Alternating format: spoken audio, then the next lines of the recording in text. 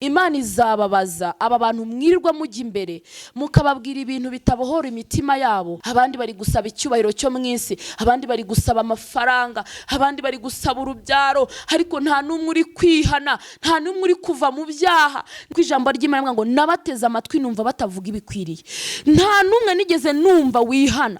Ndagera mu cyumba cy'ahantu runaka nkumva bari kwisabira amafaranga, ndagera aha nkumva bari gusaba inzu. Iby'agaciro gakomeye kuduhitamo hano kuri Gonarike Plus. Amahoro y'Imana akomeze kubana namwe. Njye nitwa David, njye mugiye kubana muri kiganiro nkanacyura. Ariko nanone kuri kamera za Gonarike Plus turafite umuntu w'Imana, umukozi w'Imana, umuvugabutumwa w'Imana, nyiri magambo meza, nyiri magambo yuzuye ihumure, nyiri kwigisha byose. Niwe tugiye kubana nawe mu kiganiro, niwo mutumirwa wacu umunsi twa tumaze iminsi tutaganira nawe, ariko uyu munsi nandi mahirwe nundi mugisha kuza kuganira nawe. Nizeye ko abantu bari buze gukurikira kino kiganiro, bari buze kumvamo ibintu byinshi, bari buze kumva Imana bundi bushya. Ariko nanone tugiye kuganira ku magambo yubaka umurimo w'Imana, azamura abantu mu kwizera, n'ibindi byinshi muri buze gukurikira mu kiganiro. Ntabatindeye cyane, reka nakire Mama Gigi Titi. Titi uvuze ngo iki? Kandi wagize ngo ntabwo mikrofone icanye. Uvuze ngo iki? Ndavuze nti David. Ako kantu nizeye ko abantu batakumvise ngo bakegereze umutima. Hanyuma ndakwakiriye. Twabikirije murakoze. Umeze ute? Meze neza ndashima Imana. Hari ingeso nkunze kugira nigishijwe n'umuntu witwa Pastor Sekazuba, n'abandi bakomeza kuyintoza yo kuvuga ngo reka tujye dutangira ikiganiro dusenze, andagenda mbigira umuco, kugira ngo nituvuga amagambo nituvuga yacu, habwo tuvuga y'Imana, kuko nasanze abantu rimwe na rimwe n'igihe bagira hano kugira ngo bakomveka abantu bakivuga amagambo yabo. Nukuri. Kandi ibi bintu ntago ari ibintu byiza, ariko iyo twishyize imbere y'Imana kuvuga ati Imana uze kutuyobora, icyo ubona kiri buze gufasha abantu, ukiduhumekiremo tukivuge, ukitwongorere tukitubwiye tukivuge. Hanyuma rero niyo mpamvu ngiye kugusaba ukabanza ukadushyira imbere y'Imana, n'abantu badukurikiye bakabanza bakajya imbere y'Imana, kugira ngo ibyo turi buze kuvuga hano bigire aho bibakura, bigende naho bibageza mu buryo bwagutse, bibagirire umumaro. Ni karibu. Turagushimye Imana nziza, tugushimiye kuri Imana y'igitangaza, Imana umwami w'isi n'ijuru, izina ryawe nirihabwe icyubahiro. Tugushimye dukunda twebwe ibiremwa waremye, nubwo twagutengushye guhera mu itangiriro, ariko waradukunze udukuruzi neza, uratwiyegereza, uduha agakiza tutari tugakwiriye, utugirira icyizere imiryango itatugiriye, utugirira icyizere abakomeye batatugiriye. Izina ryawe nirihabwe icyubahiro. Reka muri aka kanya rero akanwa kacu kazibwe, ahubwo Mwuka Wera twarire mu bitekerezo n'ubwenge bwacu, kugira ngo ibyo tugiye kuvugira muri iki kiganiro mwami abari byo guhembura imitima y'abantu bari buze kugitega amatwi, maze izina ryawe risheho guhabwa icyubahiro. Ndakwingize cyane kugira ngo ugabanye abarimbuka, wongere ababona ubugingo, maze izina ryawe risheho guhabwa icyubahiro. Komeza kutugira neza rero, byose bikorwe mu bushake bwawe, tubyatse Imana Data mu izina rya Yesu. Amen.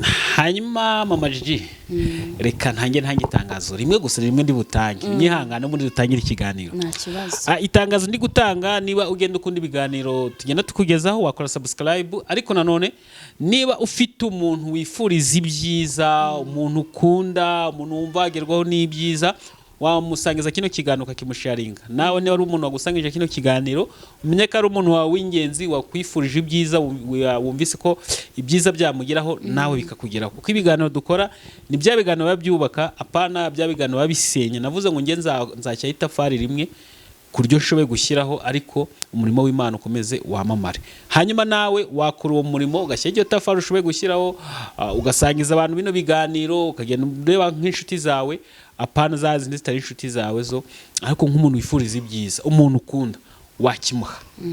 Ntabatindeye cyane, ariko nange ni herikazi n'akari kuri Mama Gigi. Ni karibu Mama Gigi. Murakoze cyane. Titi ni karibu.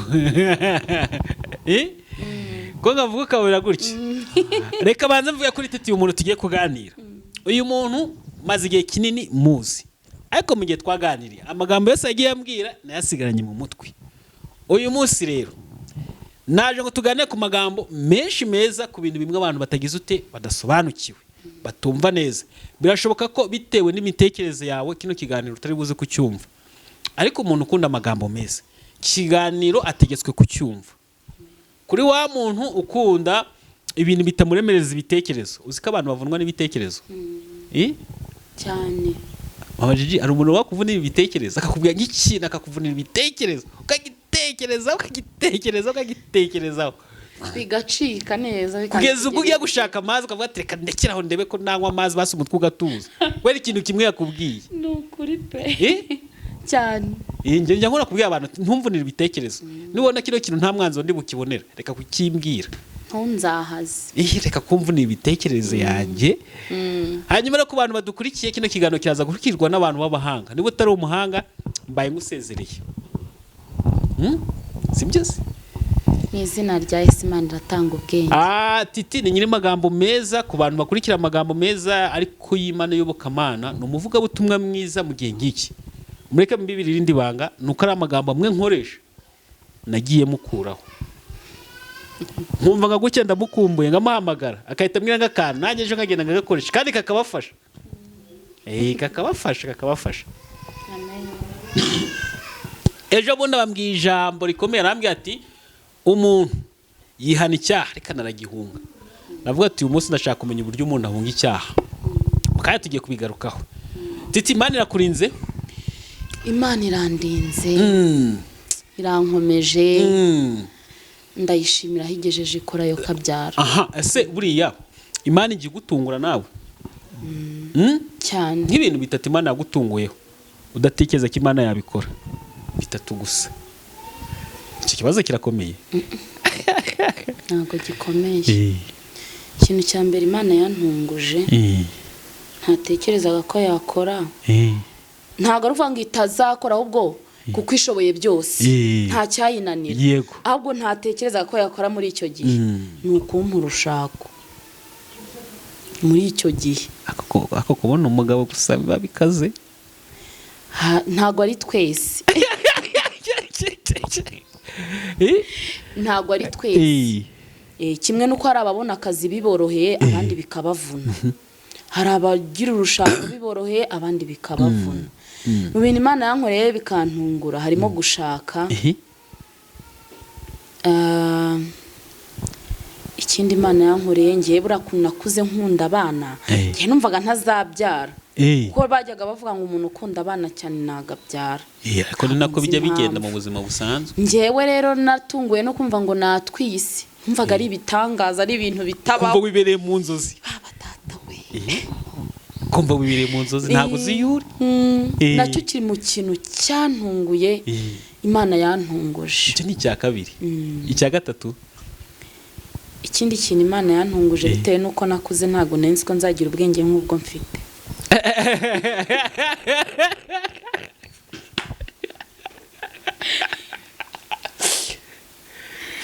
ariko yego ntabwo ruzi.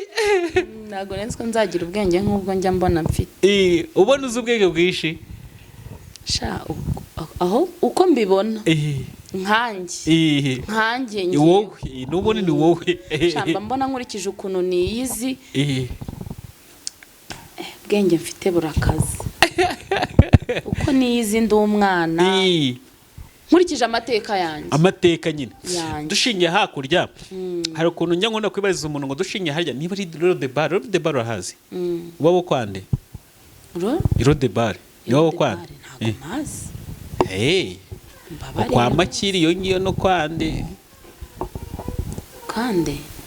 reka dukomeze. Nuko binshanganyikishije. Ntabwo wazi ngo Rodebar yo kwa Makiri ngo habaga umuntu umeze gutya n'iki urangurishije. Ndakugurisha aho ngaho, abadukurikiye baraza kutubwira muri comment. Bambwire ndajya gusoma. Ujya utungurwa n'uburyo Imana ikoramo ibintu byayo. Imana biragutungura nyine umva. Ukaba excited cyane. Ukavuga ngo ndi muntu cy'Imana kuki ari jye ubikoreye nyine rimwe na rimwe ukabitekerezaho ukajya kunywa amazi ubuze igisubizo. ni ukuri. Wanagerageza gupfumura ngo urebe ahantu ukuntu Imana yabikoze ukahabura. uko ni ukuri. cyane. Ayo mama Gigi, reka twiganire. Ubushize twaganira amagambo akomeye, natekereje kuguhamagara ngo usuhuze tumbwira ijambo, navuga atari ko kubera iki waye ntaza ngo negera abantu mbabwire neza y'Imana, ariko nawe tubasobanura ikintu. Hari ikintu wambwiye gikomeye, navuga ati icyo kintu tuzaza kukiganiraho. Ni ibintu nka bingahe turi buze kuganiraho n'ubundi kwa kuri umuvuga butumwe mwiza, abantu neza bazi ko nkunda ijambo ry'Imana. Tuzaza gufata kandi twumva ijambo ry'Imana, sibyo? Hari ikintu wambwiye ngo guhunga icyaha. guhunga icyaha. Icyaha ngira kubera kuvuga guhunga icyaha kandi cyatuzi ko tukihana. Ubundi ntago icyaha tukihana, kuko muri kamere muntu, kamere ya muntu, iby'Imana yanga n'ibyikora, ariko iby'umwuka akunda sibyo twe dukora, sibyo? Niba rero ibyo twebwe dukora ari byo Imana yanga, dusabwa gusenga ariko tukanabihunga. Urugero rwa mbere David, reka nivugire ku busambanyi. Mu miterere y'umuntu y'igitsina gabo, sibyo? Yego. Biri normal ko yifuza umuntu badahuje igitsina. Turi kugendana. Yego. Ntago wajya kwihana ngo Mana, ngo nkiza, ngo ubuse bigenze gute ko mbonye ko mpuye na runaka nkamwifuza. Ntago biba. Gahunda baratwigisha ngo tujye duhora twiyeza n'ibyo twakoze tuzi n'ibyo twakoze tutazi. Oya, ibyo byihorera, ibyo byo kwiyeza abo byihorera. Ntago ushobora kwiyeza icyo Imana yaremye, ntago ushobora kweza icyo Imana yaremye kandi ariko yagishyizeho. Biological, mu miterere y'igitsina gabo, umuntu uri normal nuko yifuza, ariko kwifuza bijyanye nuko Imana ibishaka. Kimwe nuko ushobora kwifuza bitajyanye nuko Imana ibishaka, kuko wagiye mu rukundo. Turi kugendana. Numva bavuga ngo niba ushaka kwirinda ubusambanyi irinde gukundana igihe kitageze. Nimba uzi ko utagiye gukunda umuntu ngo umujyane mu rugo, umugire umugore, bireke gukundana. Niyo mpamvu Paulo yavuze ngo niba kwifata bikunaniye shaka umugore, kugira ngo uko kwifata kwakunaniye kudahinduka icyaha, kuko ufite umugore w'isezerano. Turi kugendana. Ajye n'ibyanditse mu byakozwe n'intumwa. Biri mu byakozwe n'intumwa, singiye kubinonosora. Ngo abapfakazi n'inkumi murongorane, ariko byaba byiza kurushaho mubaye nkanjye, ngo kutarongorana ni byiza kurushaho. Oya, si kurushaho, ahubwo njye ndi kwivugira ibintu bijyanye na normal y'umuntu. Turi ku kintu cyitwa guhunga icyaha, nicyo tugaruke kugira ngo tutaza kujya kure. Uwo muntu kugira ngo yihane uko ateye biragoye. Turi kugendana. Icyo nshaka kuvuga ni iki? Niba uzi ko mu buryo uremwemo, abantu bakunda gukoresha ijambo ngo turemwe mu irari, sibyo? Wenda ibi ngiye kuvuga ntihagire umuntu uvuga ngo bimuteye isoni. Ndi umubyeyi, narabyaye, kandi mu bo nabyaye ni abahungu. Kugira ngo umenye neza ko umwana wawe ari muzima, nuko abyuka ubona yuko imyanya y'ibanga ihagaze. Turi kugendana. Biba bigaragaza ko ari muzima. Siko bimera. Nawe ubonye atari ko bimeze, wahahamuka ukavuga uti noneho byagenze gute, birarangiye mbaye ikiremba, ntago nzabyara. Turi kugendana. Biri kumvikana. Muri kamere cyangwa se mu miterere Imana yaremyemo igitsina gabo, niko baremye. Yego. Mu rwego rwo kugira ngo rero icyo cyaha cy'ubusambanyi kitabafata, baragihunga. Turi kugendana. Ariko aho ngaho tutaraharenga, hari umuntu wavuze ati kugira ngo umenye ko umuntu ari umukristo akijijwe, ngo nuko aba yegereye icyaha kiri gukorerwa we ntagikore. Nuko wa higo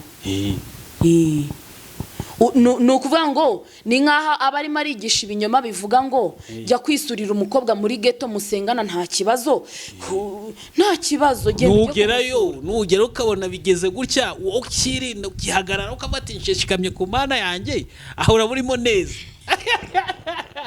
ubu se uba wirinze uba wifashe ya normali kwa kuntu uteye kuzagusaba ko uhuye n'umuntu mudahuje ariko mugomba kugira ibyo muhuza turi kugendana ya miterere yawe karemano Imana yakuremye izagusaba ko uwo muntu muhuye mutagombaga guhura hari ibyo mukora aho rero uzabera intwari bya bindi nita mvuga guhunga icyaha uzasohoka ite wiruka utahe ni ukuvuga ngo niba bimeze gutyo uzahita uvaho ngaho uhita ugenda wiruka utahe uzaba uhunze icyaha noneho mu buryo bwo kugihunga cyiza niba uzi ko ari uko nguko bimeze wikwirirwa ujya muri geto z'abahungu wikwirirwa ujya muri geto z'abakobwa mu gihe cyose uzi ko uri umunyantege nke ku rwego ruhambaye noneho kuri iyo ngingo wikwirirwa ujyayo mu rwego ni ukuvuga ngo icyo cyaha uragihunze icyo cyaha uragihunze urugero rwa kabiri niba uzi ko kugira inshuti nyinshi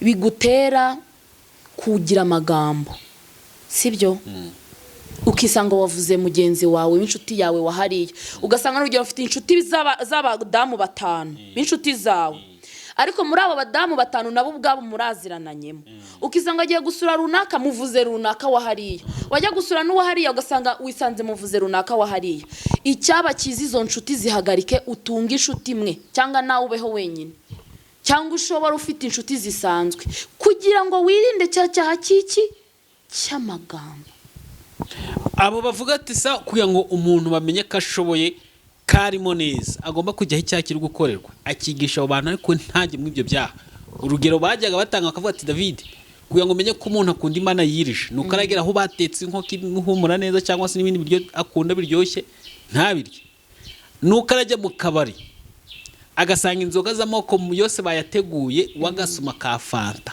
ntazinywe sibyo urumva kugira ngo bamenye ko uwo muntu arimo neza nuko baramutumaho umukobwa maraya yenda agiye kushukashuka Samusoni iyo ngiye akayikubitira kure akabana naye ariko ntakore icyo cyaha ngo uwo muntu azaba arimo neza abo bantu bavuga ibintu bitari byo barayobye ni ukuvuga ngo biterwa nuko Yesu ari mugari muri wowe biterwa nuko Yesu angana muri wowe urukumva David yego ni ukuvuga ngo ibyo bavuga turebeye kuri Daniel Saduraka Meshake na Bedenego barabanyage mu gihugu cy'i Babuloni ntago bigeze biyandurisha ibyo kurya by'ibwami yego bo baragendaga bakabwira bakwikwi abo twita bakwikwa abantu twize muri internet turabyumva ati twe mujye muduha ibishyimbo n'iki n'amaminino barabirebaga ariko ntibabirya sometimes hari wenda bahumurira ariko ntibabirya banyurwa no kurya ayo mamininwa n'ibishyimbo hari ukuntu buri mugari icyo nshaka kuvuga ni iki nuko waramaze kwakira imbaraga uba umaze kugira imbaraga zikubashisha guhagarara no mu byaha ntubikore ariko izi saa turi kugaruka ku munyantege nke kuba uri umunyantege nke ku byaha urabisengera cyangwa urabihunga nicyo kintu turi kuvuga turi kuruga kuri wa muntu uvuga ngo ni umunyantege nke ujya imbere y'Imana Mana ndi umunyantege nke nyongera imbaraga kuri iki kintu Imana izaguha imbaraga kuko wavudutse ugahunga icyo kintu naho igihe cyose uri kujya mu mutego ubizi mbabara umbwire David wajya muri Rwagakoco ubizi ko ari Rwagakoco wayijyamo ubizi nimba tuzi ko ibyaha ari Rwagakoco se uri kujya kubyiyahuramo noneho warangiza ukabigambira ukabijyamo warangiza Mana we ndakwinginze ndapfuye Mana izi ntege nke fata uyu mubiri gufata umubiri kwa mbere ni ugutekereza ngo sindi bujye hariya gufata umubiri wa mbere ni ukuvuga ngo sindi bujye gusurana kuko nimjya kumusura turi buvuge kwifata kwiza ngiye kwicara mu rugo kugira ngo tutagira umuntu tuvugaho turi kugendana nk'ubu David nge nawe iyo twahuye hari ibyo tuganira bitandukanye n'ibyo twaganira mpuye n'undi muntu ugomba kumenya ngo mu bantu uganira nabo ni ibiki bintu ushaka kuganira n'umuntu bikagutera ibicumuro rero kwihana kwiza nuguhunga wa muntu ugutera kuvuga bya bintu Imana yanga. niko kwihana kwiza. Niko kwihana kwiza. Sinzi ntajya ni Yohana ninde wajya kubwiriza nk'abantu bari kunywa inzoga ngo yarangiza akagera akabanza akabagurira ngo babwire ijambo ry'Imana. Ninde fasha ni Petero. Petero nkagiraga akavuga ati umva timuze hano mbabwire basha muze hano bakubita karawundi naraba bakubita kandi bamara guhaga akavuga ati muzi n'ikindi se tibujya Yesu arakiza amaze kubagurira. Sinzano byanditse ko Imana izame kwame ariko nzi ko Paulo Petero agira gutunyanga. Bakubita karawundi aho ngaho ndabona mwagyoheje inkuru. Ariko wenda tugarutse David ubundi Kristo niwe tubashisha kunesha ibyaha. Ariko hari uruhare ruto twe tugira. Hari uruhare ruto twebwe tugira. Uruhare ruto tugira ni ubwenge twe dukoresha mu buzima bwa buri munsi, mu buzima bwa gikristo bwa buri munsi. Sibyo? Kuko hari uburiya umukristo ntago akora ibyaha ahubwo aracumura. Ni ibicumuro kwa. Sibyo? Akora ibyaha byaturutse inyuma, ntago akora ibyaha yagambiriye mu mutima. Umukristo akora ibyaha by'ibyitumanano byaturutse inyuma. Sibyo? Nigeze no kuvuga ko kantu mu biganiro twigeze twakora. Nima mvuga ngo Yesu ajya kujya mu ijuru, yasize abwiye abigishwa ngo nta kizabuza ibibasitaza kuza, ariko ubizana azabona iki? Azabona ishyano.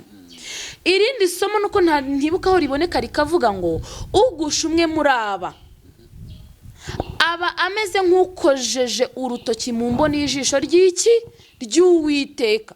Bivuze ngo kwifata ukagusha umuntu Imana yavunnye kugira ngo abone agakiza, ukagusha Imana umuntu w'Imana Imana yatoranije ikamuha agakiza ikamuha ubuhanuzi agahanura agakora ibyo gukiranuka kangiza ukamugusha ukamujyana mu byaha.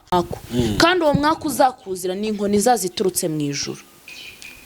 Bivuze iki rero?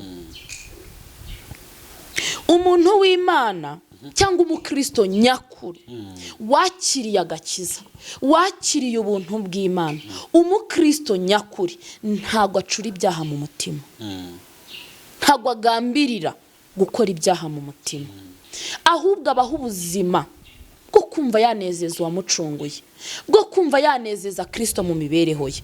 Hanyuma rero biza biturutse hanze ni nk'uko buriya dushobora kugongana David tukagonganira mu kantu kazu kanzamurira isukari nkaba ndarakaye ndagushishuye. Urumva nagushishura rero ugasanga n'icyaha ntagambiriye, ntago twe twagambiriye ko turi butongane, ni giturutse hanze cyo kugendana. Nubwo buzima umwana w'Imana bamo icyo gihe rero ibyo bari bicumura akora agenda yezwa ngo Mana nubwo kamere yante kwihangana bikananira nanjye nkavuga nabi umbabarire. Uri kumva? Ariko umunyabyaha ava akagira nindiri yo gucura ibyaha, nindiri yo gucura iki? Ibyaha. Ukora icyaha abigambiriye nukuri abakiri muri Egiputa. Nukuri kw'Imana nta gakiza bafite. Nubwo wabuhanura nukuri ubizi kugambirira gukora ibyaha, nubwo wabuhanura ufite urwango mu mutima, ufite umuntu wanga ukamuharabika ukamusenya, nubwo wabuvuga ijambo ry'Imana abantu bakihana, ariko uri umunyabyaha, uri inkozi y'ibibi, aho abantu bareba naho abantu batareba, nukuri nta gakiza ufite. Nukuri ijuru zaryumva mu matangazo. Hari umuntu wabaje ngo ijuru ni ry'abandi. Umutima urimo Kristo ntabwo hari umuntu wabaje ngo gukora ijuru ni ry'abandi. Ijuru ni ry'abemeye kugengwa na Kristo. Abemeye kugengwa, gutegekwa na Kristo, agategeka irari ribarimo, irari ry'ubusambanyi, irari ry'amafaranga, irari ry'umujinya, irari ry'ubugome, irari ry'urwango. Abo ngabo nibo bazatahira ijuru. Yego. Undi arabaza ngo ijuru riba hehe? Ijuru riba hehe? Arabaza ngo ijuru riba hehe? Ijuru se riba hehe wowe ubwo wakubaza ngo ijuru ubu uzahisiba wayeberwa aho ijuru riba? Nubwo utaraharebesha amaso ngo ugereyo, ariko amaso yacu y'umwuka mu ijuru arahareba akahabona. nukuri umuntu usenga by'ukuri, umuntu uri mu mwuka pana bya bindi by'abantu babaza utubazo tw'ubwenge, abigize abasiyantifike, abigize abantu abateoloji, uri mu mwuka neza ijuru ararizi mu mwuka, nubwo mu mubiri tutararishyikamo, mu ijuru turahazi mu mwuka. Yarabaje ngo ijuru riba hehe, ntabwo ati ijuru riba hejuru. Ijuru riba hejuru niko namusubije da. Ijuru riba hejuru. Niho riba ariko aha ni mu ijuru. Ni ukuri riba hejuru. Nawe uranshyigikiye mu gisubizo namusubije cyane cyane. Hanyuma hari ikindi kintu twaganiye, urambaza ngo ikibazo kubera iki umuhanuzi Imana mukoresha igitangaza kimwe, wenda nko gusengera umuntu urwaye agakira, haza undi urwaye nawe ntakire, ngo nukubera iki? Nabuze ikintu ngusubiza, urabinsobanura, ariko navuga ati muri rusange reka nzakikubaza noneho uko wansubije twumve ko bisubiramo, akabisobanura abanyarwanda, abantu bakunda Imana.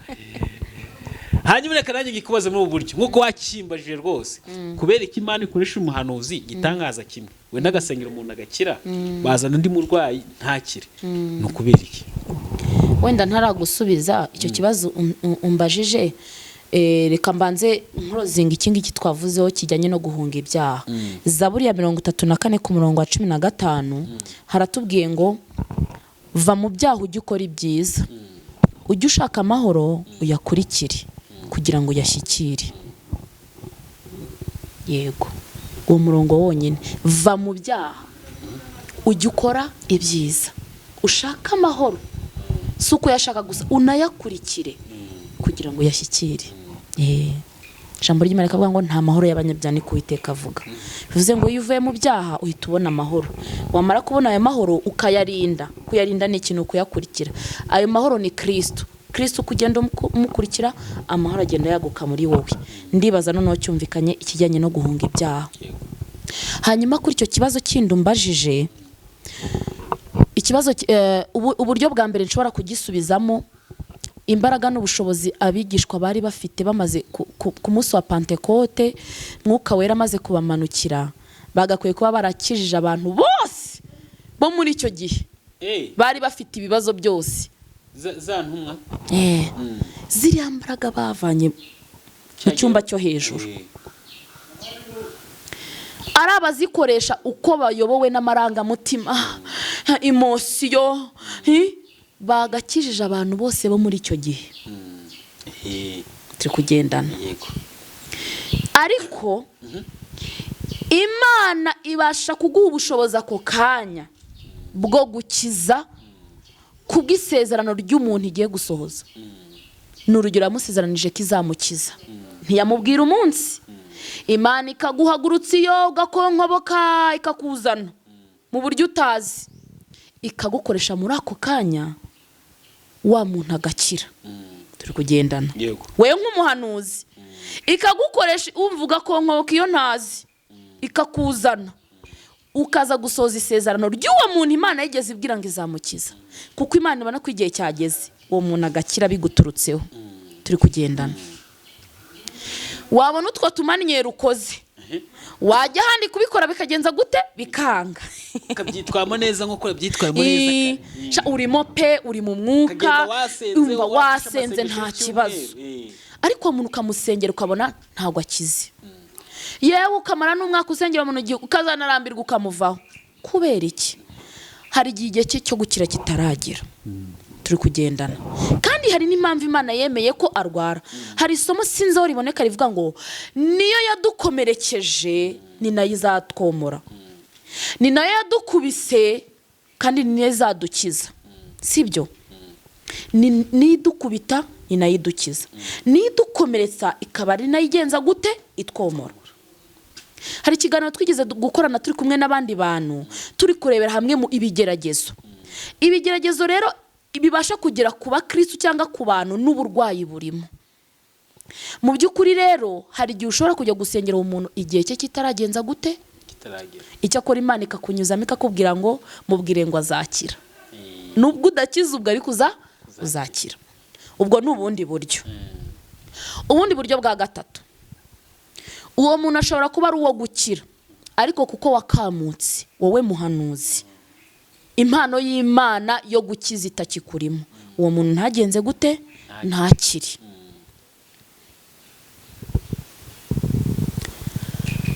Naho ngiye mu byo kwizera, uw'Imana itakiza ni umukristo wamenye Kristo nk'umwami n'umukiza we, kuko Imana ibasha no gukiza umupagani kugira ngo imwiyegereze. Hari ibintu byinshi Imana ikora kugira ngo yegereze umupagani, ikagukiza atari uko wizera, ahubwo ikagukiza kugira ngo noneho wizere.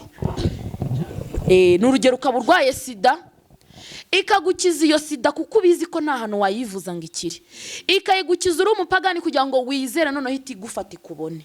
Turi kugendana. Hanyuma ku mukristo we, iyo ijuru riri bugukize bisaba kuba ufite kwizera ko ugiye kugenza gute, kuko ibyo ntago ari ibintu bakubwiriza. Ndibaza noneho byumvikanye, mbivuze mu buryo bune. Sobanura uburyo bune. Kuba Imana arigiye kugutabara, ari cyo gihe cyawe kigeze. Yego, Imana igakoresha umuhanuzi. Ntukajye wumva ngo wakoze ibintu birenze. Igihe cyawe, igihe cy'umuntu kiba kigeze, Imana ikagutera iryo teka. Ariko icyo kibazo ikaguha imbaraga. Nk'abantu basanzwe bankurikira, kino kibazo nkunze kukibaza abantu, ntago ari bwo bwa mbere mu cyumvise, ariko nubwo nakibazaga mwumva hano nagikuye. Ariko ibyo mbaza byose si ibyo mba nitekerereje. Rimwe na rimwe rikuntu ngira nkagana n'umuntu nkumva ambaje ikintu, naye nkumva kirashanze neza, nkikibaza ngo mpano zakahita mbwira ati ngo buriya ngo rero hari ukuntu umuntu abatizeye ngo Imana ntimukize. Ariko hari ikintu mama Jija atubwiye ngo ishobora kugukiza uri n'umupagani cyane, kugira ngo ikwiyegereze, uyizere, ishaka kwita uyizera noneho. Yego. Kagukiza kwa kuri umupagani kabisa, ikwibikiye. Ariko ubundi mama Jija hari ikintu namaze kumenya, nta kintu Imana ikorera mu guhomba. Habe na kito. Mana kintu Imana ikorera mu guhomba na gito. Ahubwo ikindi David ashaka kubwira, hari igihe abantu bajya bakoresha iyo mvuga ariko ntago bajya bayumva neza, ngo inzira z'Imana ngo zirenga imyenge ya supaneti, bakabirebera mu mubiri, ngo yacisha hari ukabona amafaranga, yanyuza hari ukabona inzu, ariko izo nzira Imana izinyuramo kugira ngo ibone ubugingo bw'umuntu, ironka umuntu, ikura umuntu mu byaha hamwisayo, imuronke. Ibasha gukoresha abahanuzi ko yakubakunda, ibasha gukoresha ibimenyetso n'ibitangaza kuko ubikunda, kugira ngo uyizere ikwigarurire. Ukuntu ikwigarurira, ikakwigarurira David, nawe ukayigarukira. Ibasha no kugukubita inkoni, kuko ibona ko inkoni ari izakugarura, ikakumyatura koko David. Hari abo twagiye tubona bagaca mu bintu byinshi, ariko Imana ikabacisha nko muri gereza, ikabacisha mu burwayi kugira ngo bafatishe neza. Izo nizo zanzira zose rero. Ukibaza kubera iki narwaye nkaremba, kanarwana za ndwara babona zitazakira, ariko nkakomeza nkabaho.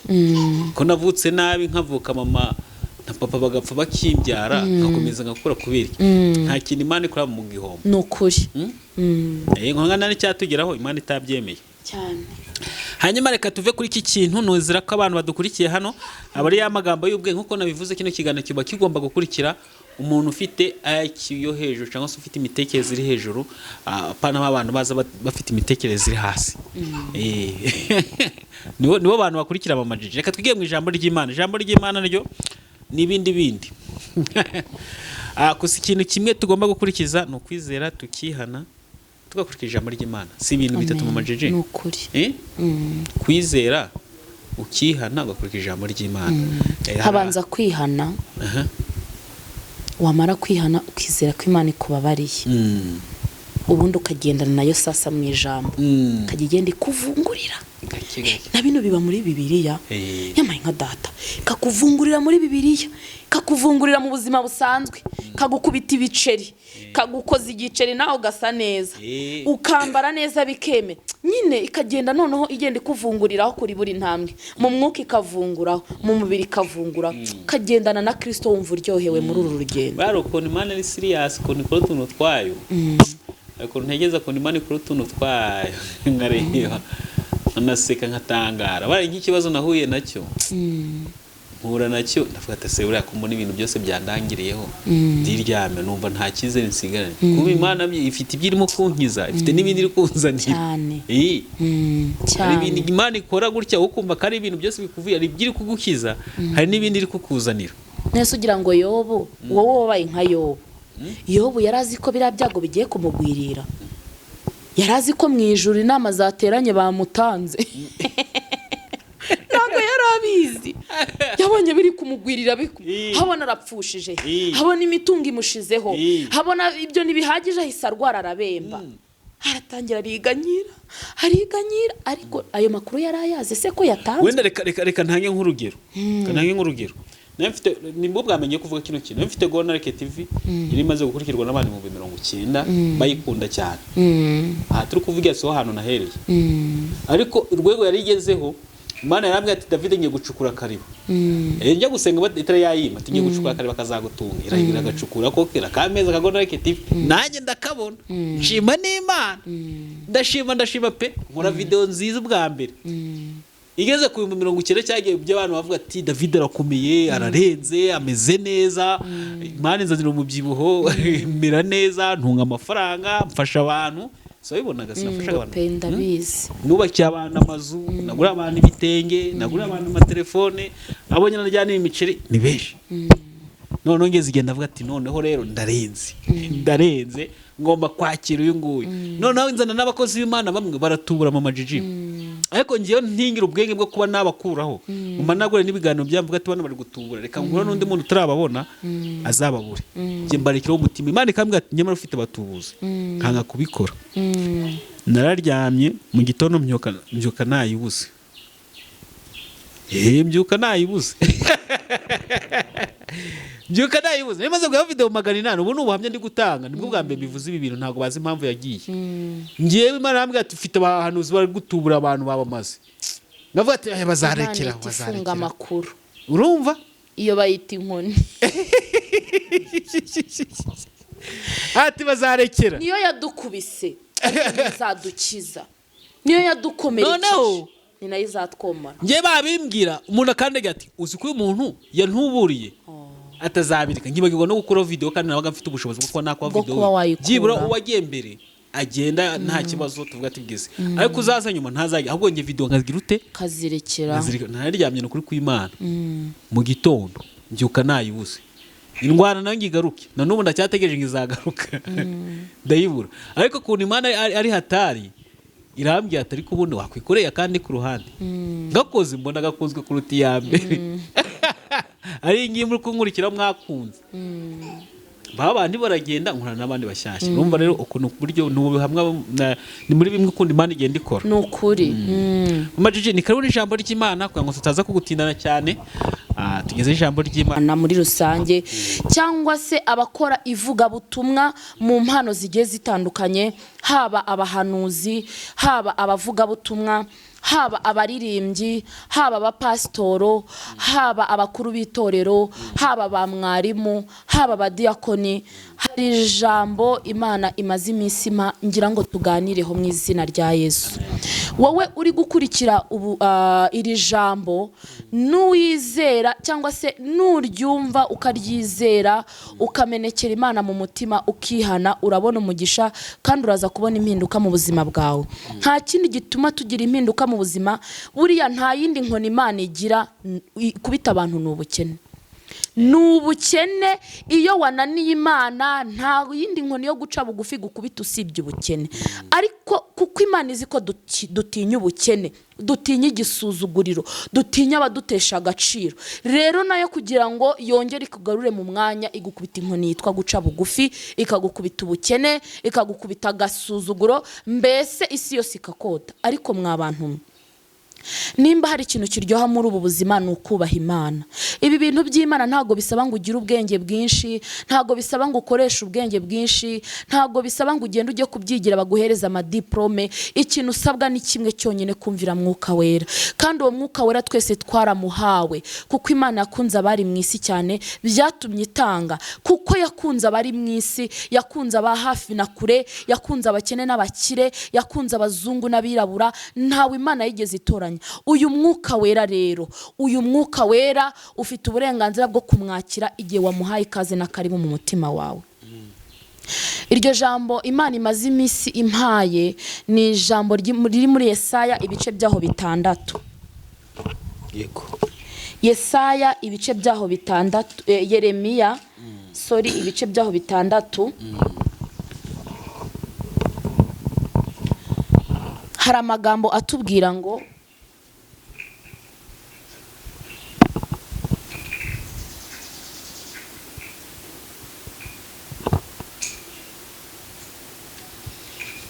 reka duhere muri Yesaya handa hasoma nyuma kuko haragendana. Yesaya ibice 6.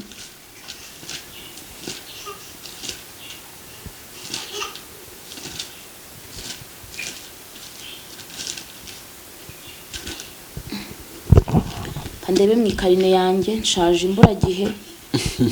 Yego.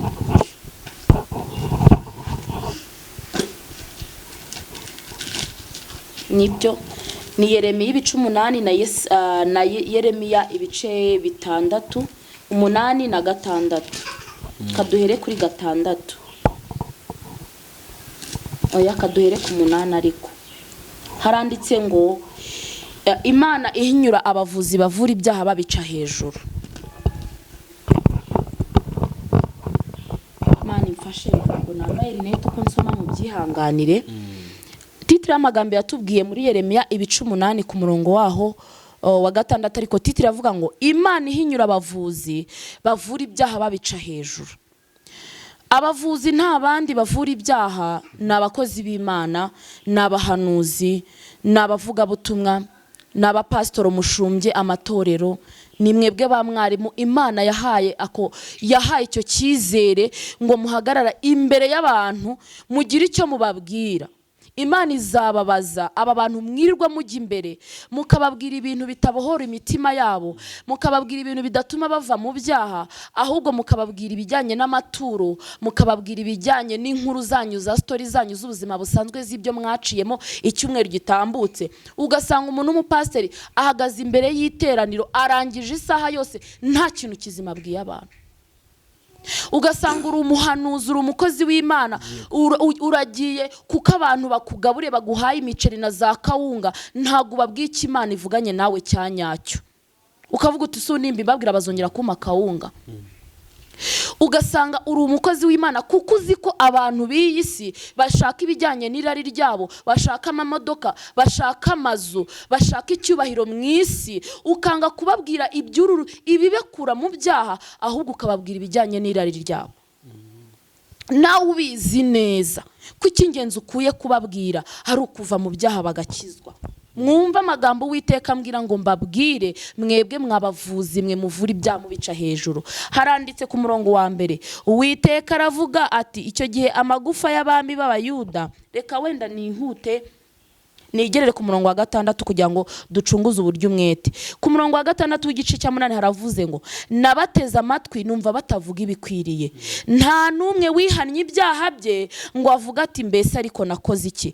Umuntu wese aromboreza mu nzira ye nk'uko ifarashi ivuduka ijya mu ntambara. Abantu Imana iri gutega amatwi amasengesho yabo bari gusenga. Imana ikumva bari kwisabira amazu, abandi bari kwisabira abagore, abandi bari gusaba abagabo, abandi bari gusaba icyubahiro cyo mwisi, abandi bari gusaba amafaranga, abandi bari gusaba urubyaro, ariko nta numwe uri kwihana, nta numwe uri kuva mu byaha, nta numwe ushaka gusoza icyo Kristo yakoreye ku musaraba. Yesu ntago yaje kwitangira amafaranga, Yesu ntago yaje kwitanga ngo ubone inzu nziza, Yesu ntago yaje kwitanga ngo ubone icyubahiro mwisi. Yesu yaje kwitangira abatuye isi ngo bave mu byaha.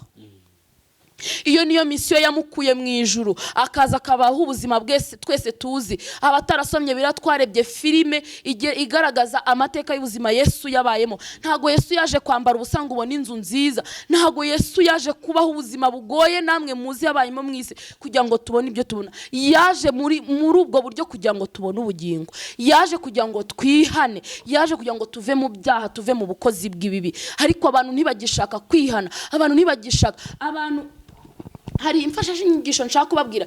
Abantu bari gusenga bashakura mu kiganza cy'Imana, kuko mu kiganza cy'Imana harimo amafaranga, kuko mu isi n'ibiyuzuye n'iby'Uwiteka, kandi Uwiteka afite byose mu biganza. Ariko abantu bashakura mu biganza by'Imana, ntago bashaka kureba mu maso y'Imana. Kureba mu maso y'Imana harimo ubugingo. Kureba mu maso y'Imana hariyo amahoro adatangwa n'iby'isi.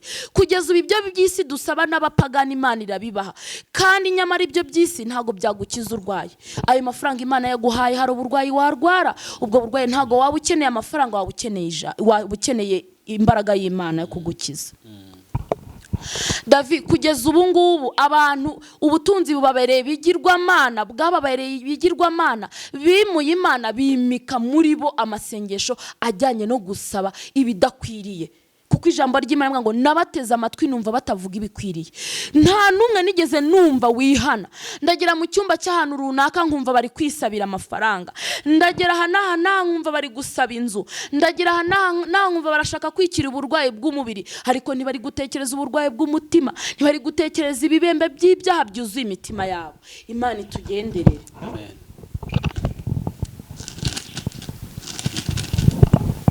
Dukomeze ku murongo waho wa 7. Nukuri igishonda abagabo kiguruka mu kirere, kimenya ibihe, nukuri igishonda abagabo kigurukira mu kirere, kimenya ibihe byacyo. N'intungura n'intashya n'umusambi byitondera ibihe byabyo byo kwimuka, ariko abantu banjye bo ntibazi amategeko y'Uwiteka. Abantu ntibakizi icyo Imana ishaka. Abantu ntibakimenya icyo umutima w'Imana ushaka. Abantu ntibakimenya icyazanye Imana mu isi, icyatumye Imana ihinduka umuntu ikaza mu isi. Ibyo abantu ntago bakibimenya, ahubwo abantu bo barashaka kumenya ibyo bashaka, ntibakimenya ibyo Imana ishaka. Abantu bari gutegeka Imana ibyo igomba gukora, ariko bo ntago bazi icyo Imana ishaka ku buzima bwabo. Hari isomo nasomye mu Migani igice cya mbere ku murongo wa 22, nzabakina ku mubyimba mwagize ibyago, nzabaseka icyo mutinya cyabagezeho. Uyu munsi Imana yagiraga umujinya mu gihe cy'Abisiraheli mu kuva muri Egiputa, ntaho uwo mujinya wagiye. Uyu munsi Imana yahanaga Abisiraheli, na n'ubu iracyahana. Uyu munsi Imana yahannye Miriyamu arimo aravuga musaza we Nowa, na n'ubu iracyatega amatwi, na n'ubu iracyahana. Haleluya. Uyu munsi turi kureba ngo Imana irimo iragaya abavuzi, ab'Imana yahaye ubushobozi, ab'Imana yahaye izo nshingano zo kuvura ibyaha, zo gutambirira ibyaha by'abantu. Imana irimo irabagaya. Mwavuga ku murongo wa 11 kambariho n'isomera, haravuga ngo uruguma rw'abantu banjye barwomoye baruca hejuru, baravuga bati ni amahoro, ariko rero nta mahoro ahari. Mwuka w'Imana ari kuvuga ngo uruguma rw'ubwoko bwanjye nta ndundi ruguma. Muri Yesaya igice cya mbere, Yesaya yerekwa ibyo agomba kujya kubwira Abayuda, ngo kuva mu mutwe kugera ku birenge n'ibisebe binuka, ngo bitigeze bikandwa. Ibyaha mu mwuka, umuhanuzi wese weretswe ibyaha abibona nk'ibishingwe binuka, abandi bakabona nk'ibisebe byaboze. Aka kanya Mwuka wera arimo aravuga ngo abahanuzi, abavuga butumwa, uruguma rw'ubwoko bwanjye mwarwomoye muruca hejuru. Hari abantu mugiye kuzazira yuko mutigeze mubwiriza abantu gukizwa. Hari abavuga butumwa, hari abahanuzi mugiye kuzazira ko mutigeze mubwira abantu kuri Imana yabahamagaye kuvuga. Ibi Imana yaraguhamagaye ngo ubwire abantu ngo bihane, ukaba uri kubabwira iby'amahoro, nyamara nta mahoro ahari. Uwiteka arakuziye, inkoni y'Uwiteka iraje, ariko nyamara ni wivugurura ugasubira mu mwanya, ugahaguruka ukongera ugakora uko wahamagawe, ukongera ukavugira Imana uko wahamagawe. Nta gushidikanya Imana irataha mu rugo iwawe, umugisha urataha iwawe mu rugo, amasezerano y'Imana avuganye nawe izayasohoza. Haleluya. Uyu munsi numva ijwi ry'Uwiteka, ntiwinangire umutima. Amen. Birashoboka yuko ushobora kongera ukivugurura, ukongera ukagaruka uko Imana yaguhamagaye, ukongera ukitwara uko Imana yaguhamagaye, ukagenda uko imbaraga zawe zingana. Apana kugenda uko hari abantu bagenda bakagenda no mu mbaraga mu mbaraga ziri hasi y'Imana bahaye. Hari ijambo twasomye rivuga ngo bafite amatwi ntibumva, bafite amaso ntibareba. Ariko Imana yaguhaye amaso yo kureba ko ntushaka kureba. Imana yaguhaye amatwi yo kumva ibibwirizwa byayo, ukabyumva Mwuka Wera akagusura, ariko nagushaka kubyumva. Ndagira ngo nkubwire ngo nukuri uzazerera mu butayu nk'uko Abisirayeli bazerereye mu butayu, ntibagera ku isezerano ryabo ryo kugera i Kanani, bakarinda bakenyukira mu butayu. Icyo nakongera kubabwira, mu butayu mano yarakomeje iramanuka. Inkingi y'igicu yagendanyinaga nabo ku manywa na ryari. Utazabona urya, utazabona hari opportunity tubona muri ubu buzima ngo bikubwire yuko Imana iri kumwe nawe. Utazabona uhanura ibintu ugahanurira abantu bigasohora ngo utekereze ko Imana itabifitemo inyungu. Hari akantu twahoze tugana na David ngo nta kintu Imana ikora gutyo gusa. Imana ibasha kuguhindura icyapa ukayobora abantu aho bagomba kujya, ariko udafite ubushobozi bwo kugerayo. Ushobora kubura icyapa muri uyu murimo, ushobora kubura icyapa cy'umuhanuzi, ushobora kubura icyapa cy'umuvugabutumwa, Yesu we, ushobora kubura icyapa cy'umukuru w'itorero, ushobora kubura icyapa cy'umupasitoro, ariko udashoboye kwivana aho ngaho ugeraho uri kurangira abandi. Icyapa iyo cyamaze kuvaho ibirango birangaho abantu bagomba kwerekera, kirarandurwa kikakurwa aho ngaho hagaterwa ikindi. Ese ntago waba uri icyapa kikigaragaza amagambo y'aho abantu bagomba kugana, cyangwa ukabura icyapa cyamaze gusibama? Hagati aho uri ikihe cyapa? Imana ibahe kubyumva mu mwuka. Uri ikihe cyapa? Ese uri umukozi, uri umwana w'Imana ku mugani, uri umwana ukaba n'umukozi ku murimo? Ese icyo cyapa cyo kiracyanditseho amagambo arangira abantu aho bagomba kujya, cyangwa uri icyapa cyasibamye bagiye kuzagukura bakagukura aho ngaho bakakujugunya bagatera ikindi cyapa? Aya magambo arakomeye mwabavandimwe. Aya magambo arakomeye. Uherereye hehe? Uhereye hehe muri aba bantu batatu? Uri icyapa cyasibamye, uri icyapa kikigaragaza aho abantu bagomba cyangwa uri umwana ukaba n'umukozi ku murimo? Ndimo ndababwira ngo nimugaruke ku rufatiro, nimugaruke mu mwanya, nimugaruke aho Imana ibashaka, nimuvuge uko Imana yabategetse. Haleluya. Imana nikubwira gucyaha ucyahe, Imana nikubwira gutesha uteshe, Imana nikubwira guhumuriza uhumurize, kuko niko Uwiteka yaguhamagaye. Haleluya. Wikwicira inzira, wikwitabwa n'abadiaspora ngo wumve ko ari bugomba gusengera gusa. N'umunyarwanda musengere, na rubanda rugufi rusengere, kuko niko Uwiteka yaguhamagaye. Wikumva yuko inyungu ziteze mu bantu gusa, n'Imana igutezeho inyungu mu bantu. Amen. Imana uyitezeho inyungu ntabwo ziteze mu bantu, ariko n'Imana iguteza inyungu mu bantu. Haleluya. Imana ishimwe cyane. Umugabo bita Mbonye yaririmbye ngo Yesu ni inkoni yanjye ngenderaho, ngo ni icyambu gikomeye nambukiraho. Ariko natwe muri iyi si turi icyambu Imana yambukiraho ngo igirire neza abantu. Haleluya. Uyu munsi natwe turi icyambu, turi ibikoresho Imana ikoresha kugira ngo igirire neza abantu. Turi ibikoresho Imana ikoresha kugira ngo hagire amasezerano y'abantu asohora. Turi ibyambu Imana ikoresha yambukiraho. Ibi bintu sinzi nimba muri kubyumva. Nubwo Kristo ari icyambu twambukiraho, ariko natwe turi icyambu Kristo yambukiraho kugira ngo agirire neza abantu, kugira ngo amasezerano y'abantu asohore, kugira ngo ibyaha bicike mu mitima y'abantu. Haleluya. Ntago Yesu azaza mu bumana bwe ngo azahagarara angaze kuvuga, ariko azakoresha njyewe Mama Gigi, namara kunkoresha mubere icyambu kugira ngo uyu munsi wumve icyo Uwiteka gushakaho. Haleluya. Ndongera gusubiramo iri somo riri muri Zaburi twasomye 34 ngo va mu byaho gikora ibyiza, ushaka amahoro yakurikire kugira ngo yashyikire. Haleluya. Nta kintu kiryoha nko gukorera Imana, ugakora Imana nta gishinja ufite mu mutima, ugakora Imana utari ibandi muri uyu murimo. Hari Imana ifite amabandi muri uyu murimo. David, Imana ifite amabandi, Imana ifite inkubaganyi muri uyu murimo. Uri ibandi, Imana irakubona gute? Ko korera Imana uyinezeze, nayo iri mu gihugu cyo mu ijuru ivuge ngo witegereje umugaragu wanjye. Inezerwa abamarayika mu ijuru banezerwe. Nimba dukorera ibihembo byo mu isi ngo tunezeze ba bosi dukorera, kuki tutanezeza data wo mu ijuru? Ari ugenga isi akagenga ijuru.